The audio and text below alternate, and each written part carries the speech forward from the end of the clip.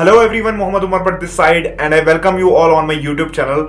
अगर आप इस चैनल पे पहली बार आए हैं so make sure to subscribe this channel, क्योंकि इन फ्यूचर इस चैनल पे ऐसी वीडियोस आने वाली है जिनसे आपका नेटवर्क मार्केटिंग बिजनेस में बहुत ज्यादा बेनिफिट हो सकता है। सो आज का जो हमारा टॉपिक है that is ESBI model.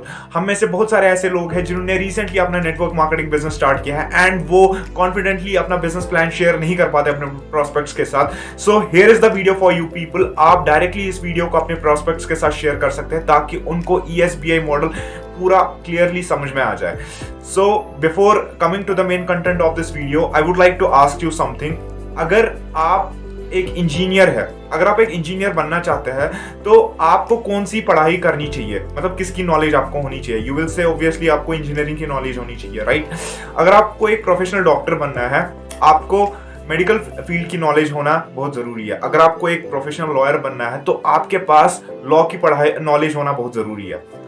And the same way अगर मैं आपसे पूछूं, आपको बहुत सारा पैसा कमाना है, अगर आपको बहुत ज्यादा अमीर इंसान बनना है तो आपको किस चीज की नॉलेज होनी चाहिए? आपको पैसों की नॉलेज होनी चाहिए, आपको सीधा सीधा मनी की नॉलेज होनी चाहिए, आपको फाइनेंसेस की नॉलेज होनी चाहिए, आपको इन्वेस्टमेंट्स की नॉलेज होनी चाहिए, राइट? तो पैसों पे लिखी हुई दुनिया की सबसे ज्यादा बिकने वाली बुक जिसका नाम है रिच डैड पुअर डैड, जिनके ऑथर है रॉबर्ट टी कियोसाकी। इस किताब को मैंने आज से ठीक 2-2.5 साल पहले पढ़ा था और इस किताब ने मेरा माइंडसेट टोटली चेंज कर दिया and I would highly recommend you कि इस किताब को आप एटलीस्ट लाइफ में एक बार जरूर पढ़िएगा, क्योंकि इस किताब ने मुझे ऐसी चीजें सिखाई, ऐसी बातें मुझे इस किताब से पता चली जो कभी भी मुझे किसी स्कूल से किसी कॉलेज से नहीं पता चली। इस किताब को पढ़ने के बाद काफी सारा प्यार दिया लोगों ने, काफी अच्छे रिव्यूज दिए और रॉबर्ट टी कियोसाकी को फाइनेंशियल गुरु बना दिया। एंड रॉबर्ट टी कियोसाकी ने इस किताब के बाद एक पूरी सीरीज ही निकाल दी रिच डैड पुअर डैड की, और उसी में एक छोटी सी किताब निकाली जिसका नाम है द कैश फ्लो क्वाड्रेंट। और इसी कैश फ्लो क्वाड्रेंट में ESBI मॉडल पूरी अच्छी तरीके से एक्सप्लेन किया गया है रॉबर्ट टी कियोसाकी ने। अब रॉबर्ट टी कियोसाकी क्या कहते हैं? इन्होंने कहा कि दुनिया में खाली 4 लीगल तरीके हैं पैसे कमाने के। There are only 4 legal ways to produce income. अब वो 4 तरीके क्या है? वो 4 तरीके, उन 4 तरीकों में से सबसे पहला जो है that is E as an employ. Employ किसे हम कहते हैं? वो इंसान जो किसी के अंडर काम करेगा, जो किसी के अंडर जॉब करता है, उसको हम एम्प्लॉय कहते हैं। चाहे वो प्राइवेट जॉब करे चाहे वो गवर्नमेंट जॉब करे, ही इज एन एम्प्लॉय। जो किसी के अंडर काम करता है, जो कुछ पैसे कमाने के लिए अपने टाइम को ट्रेड करता है, उसको हम एम्प्लॉय कहते हैं। एम्प्लॉय से नीचे एक और शख्स आता है जिसको हम बोलते हैं self employ, S as an self employ. अब ये सेल्फ एम्प्लॉय कौन होता है? वो इंसान जो खुद को एम्प्लॉयमेंट देता है, राइट? जो खुद को जॉब पे लगा लेता है, उसको हम सेल्फ एम्प्लॉयमेंट कहते हैं। फॉर एन एग्जाम्पल अगर मैं आपको समझाऊं, एक डॉक्टर है, वो किसी हॉस्पिटल में जॉब कर रहा है, ही इज एन एम्प्लॉय। अब उसने खुद की एक क्लिनिक खोल दी, अब वो वहां पे पेशेंट्स को एक्टिवली चेक कर रहा है, तो अब वो बन गया सेल्फ एम्प्लॉयड। अब वो खुद वहां पे काम कर रहा है, राइट? तो with due respect to all professions, आपने देखा होगा हमारी सोसाइटी में बहुत सारी शॉप्स होते हैं। फॉर एन एग्जाम्पल रेस्टोरेंट है, गारमेंट्स की शॉप है, सलून की शॉप है, तो ये सारे सेल्फ एम्प्लॉयमेंट कैटेगरी के अंडर फॉल करते हैं। अगर मैं अपने फादर साहब की बात करूं, वो भी एक सेल्फ एम्प्लॉयड ही है, बट जब पहले मुझे कोई मुझसे पूछता था कि आपके फादर साहब क्या करते हैं, तो मैं कहता था कि ही is a business owner, he is a businessman, but I was wrong. जब मैंने इस किताब को पढ़ा तब आई गॉट टू नो कि he actually is not a businessman, he is a self employed person. क्योंकि जब भी मैं उनको बोलता था कि पापा हमें वहां जाना है, यहाँ जाना है, उनका बस ये जवाब होता था कि आप चले जाओ, मेरे पास टाइम नहीं है, मुझे काम देखना है, अगर काम नहीं देखूंगा पैसे नहीं आएंगे, राइट? तो वहां पे मेरे को समझ में आया कि सेल्फ एम्प्लॉयमेंट का असली मीनिंग क्या होता है। अब रॉबर्ट टी कियोसाकी ने क्या कहा, ये जो एम्प्लॉय और सेल्फ एम्प्लॉयमेंट वाले जो लोग हैं, पूरी दुनिया के 90% लोग इस क्वाड्रेंट में आते हैं। एम्प्लॉयमेंट क्वाड्रेंट में और सेल्फ एम्प्लॉयमेंट क्वाड्रेंट में पूरी दुनिया के 90% लोग आते हैं। अब हम चलते हैं दूसरे साइड से। दूसरे साइड से आता है एक इंसान जिसको हम बोलते हैं बिजनेस ओनर। अब ये बिजनेस ओनर कौन होता है? ये ऐसे लोग होते हैं जो बाकी लोगों को हायर करते हैं और उनसे काम करा के पैसे कमाते हैं, right? For an example Haldiram's का मालिक, अमूल का मालिक, रिलायंस का मालिक, इसी तरीके से और बड़े बड़े कंपनीज के मालिक ये इस कैटेगरी में आते हैं, जो अपना एक नेटवर्क क्रिएट करते हैं और उनसे अपने नेटवर्क से काम करा के पैसे कमाते हैं। सपोज आप रिलायंस फ्रेश में चले गए सब्जी खरीदने के लिए, तो आप मुझे बताएं क्या वहां पे मुकेश अंबानी जी बैठे होंगे सब्जी बेचने के लिए? बिल्कुल भी नहीं।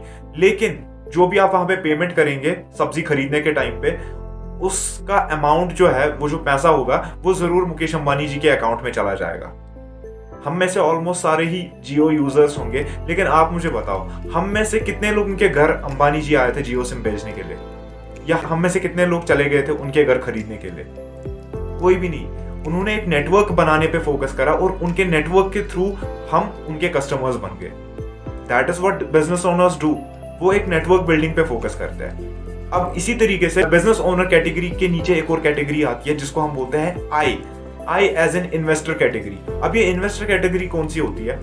इन्वेस्टर कैटेगरी वो लोग होता है जो ऑलरेडी पहले बिजनेस ओनर्स होता है, जिन्होंने एक बिजनेस से पैसा कमाया, जिन्होंने एक बिजनेस से काफी सारा पैसा कमाया और वही पैसा इन्वेस्ट किया किसी और जगह पर, कहीं रियल एस्टेट में, कहीं किसी प्रॉपर्टी में, किसी मतलब कहीं पे भी इन्वेस्ट करा, तो वो फिर बन जाता है इन्वेस्टर्स।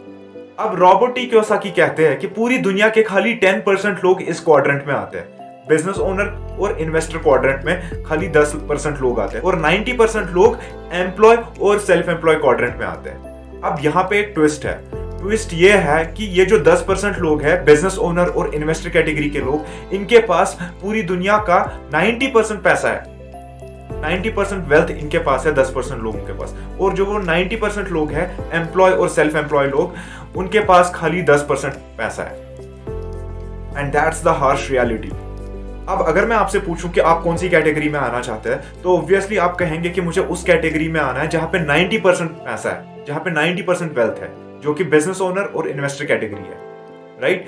अब अगर हम देखें एम्प्लॉयमेंट और सेल्फ एम्प्लॉयमेंट कैटेगरी में खाली एक इंसान के नीड्स पूरे हो सकते हैं, खाली एक इंसान के जरूरियात पूरे हो सकते हैं। लेकिन अगर आप चाहते हैं कि मेरे सपने पूरे हो, मेरे ड्रीम्स रियलिटी में कन्वर्ट हो, तो वो खाली बिजनेस ओनर और इन्वेस्टर कैटेगरी में हो सकता है। बट यही प्रॉब्लम आता है, हर किसी मिडिल क्लास इंसान का यही चैलेंज आता है कि बिजनेस तो स्टार्ट करेंगे, लेकिन सबसे बड़ा चैलेंज आ जाता है, दैट इज इन्वेस्टमेंट। पैसे कहां से लाए? एंड कोई भी बिजनेस स्टार्ट करने के लिए अगर आज की डेट में देखें तो लाखों करोड़ों की इन्वेस्टमेंट लग जाती है, जो कि प्रैक्टिकली इम्पॉसिबल है एक इंसान के लिए जो कि एक मिडिल क्लास फैमिली से बिलोंग करता हो। तो ऐसे ही इन लोगों के लिए नेटवर्क मार्केटिंग एक सहारा है। Network marketing is the medium for those people जो उस 10% कैटेगरी में आना चाहते हैं, जो 90% वेल्थ को एंजॉय करना चाहते हैं। तो नेटवर्क मार्केटिंग आपको एक मौका देता है कि आप इस 10% कैटेगरी में आए, आप एक अपना नेटवर्क क्रिएट करें और उस नेटवर्क से आप 90% वेल्थ को एंजॉय करें। अब आप सोच रहे होंगे कि एम्प्लॉय और सेल्फ एम्प्लॉय कैटेगरी के जो लोग हैं इनके पास खाली 10% पैसा क्यों है, और बिजनेस ओनर और इन्वेस्टर कैटेगरी के जो लोग हैं इनके पास 90% पैसा क्यों है? इसके पीछे एक ब्यूटीफुल कंसेप्ट छुपा हुआ है जिसको कहा जाता है टाइम लिवरेज। अब ये टाइम लिवरेज क्या होता है? देखिए, हम सबके पास एक ही चीज सेम है, वो है time. Time is equal for everyone, चाहे अमीर हो चाहे गरीब हो, हर किसी को एक ही टाइम मिला है, मतलब सेम टाइम मिला है, 24 आवर्स, राइट? कोई भी ऐसा इंसान नहीं होगा जिसके पास 25 घंटे होंगे। अब अगर देखें एक इंसान एक दिन में कितने घंटे काम कर सकता है, अगर हम देखें लेट्स से एक इंसान 8 से 10 घंटे काम कर लेता है, तो जिस हिसाब से वो काम करेगा, जितना टाइम वो इन्वेस्ट करेगा अपने काम में, उस हिसाब से वो पैसा कमाता है, राइट? अगर हम देखें एम्प्लॉयमेंट और सेल्फ एम्प्लॉयमेंट कैटेगरी की अगर हम बात करेंगे, वहां पे लोग अकेले काम करके पैसे कमाते हैं। काम करेंगे पैसे कमाएंगे, काम नहीं करेंगे पैसा नहीं आएगा। इस इनकम को बोला जाता है एक्टिव इनकम। अब अगर हम दूसरे साइड की बात करेंगे बिजनेस ओनर कैटेगरी की, देखिए ऐसा नहीं है कि उनके पास ज्यादा टाइम है, टाइम उनके पास भी सेम ही है 24 आवर्स, लेकिन वो क्या करते हैं, वो अपने नेटवर्क को यूज करते हैं और नेटवर्क से काम कराते हैं और अपने टाइम को मल्टीप्लाई करते हैं। लेट्स सपोज एक बिजनेस ओनर है, उसका नेटवर्क, उसका बिजनेस 7 से 8 स्टेट्स में चल रहा है, 8 स्टेट्स में उसका बिजनेस चल रहा है, एंड हर किसी स्टेट में 10-10 घंटे का काम हो रहा है। अगर हर दिन 10-10 घंटे का काम हो रहा है हर स्टेट में, और 8 स्टेट्स में काम चल रहा है, 8 स्टेट्स में बिजनेस चल रहा है, तो उस हिसाब से उस एक बिजनेस ओनर का एक दिन में 80 घंटों का काम हो रहा है, 80 आवर्स का काम हो रहा है। बट अगर देखा जाए उसके पास पर्सनली खाली 24 घंटे है। अब that is what time multiplication means. आप अपने टाइम को किस तरीके से मल्टीप्लाई कर सकते हैं, दूसरों के एफर्ट्स से, right? And in this way network marketing भी आपको यही सिखाता है कि आप अपने टाइम को किस तरीके से मल्टीप्लाई करें, आप अपने टाइम को किस तरीके से लेवरेज करें जिससे आपका टाइम मल्टीप्लाई हो।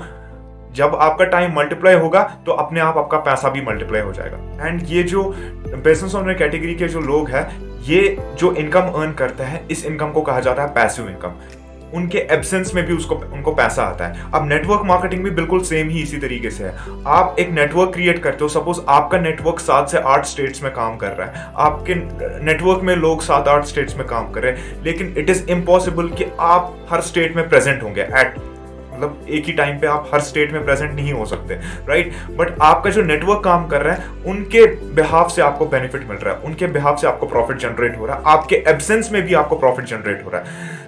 तो this is the beauty of network marketing. So अगर आपको लगता है कि इस वीडियो के थ्रू आपको अच्छी वैल्यू मिली होगी और आपको ESBI मॉडल और टाइम लेवरेज का कंसेप्ट अच्छी तरीके से क्लियर हुआ होगा, तो आप ज्यादा से ज्यादा लोगों तक शेयर करें ताकि वो भी एजुकेट हो पाए।